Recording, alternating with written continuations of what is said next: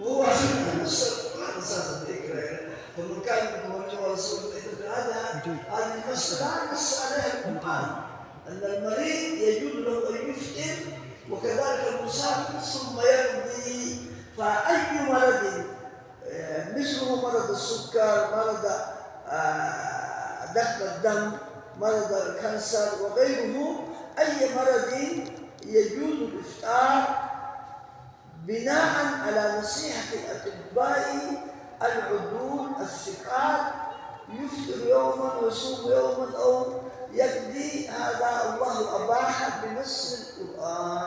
نعم. ይሄን ካንሰር በሽታ ለምሳሌ ያህል ነው ያለው። ማናቸውም በሽታዎች ታማኝ የሆኑ ስፔሻሊስት የሆኑ ሐኪሞች ይጎዳሃል ብለው ካሉት መብላት ይችላል።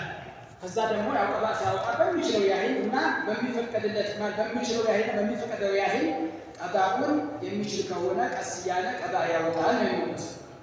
አምና ዘካ በወርቅ 80 ግራም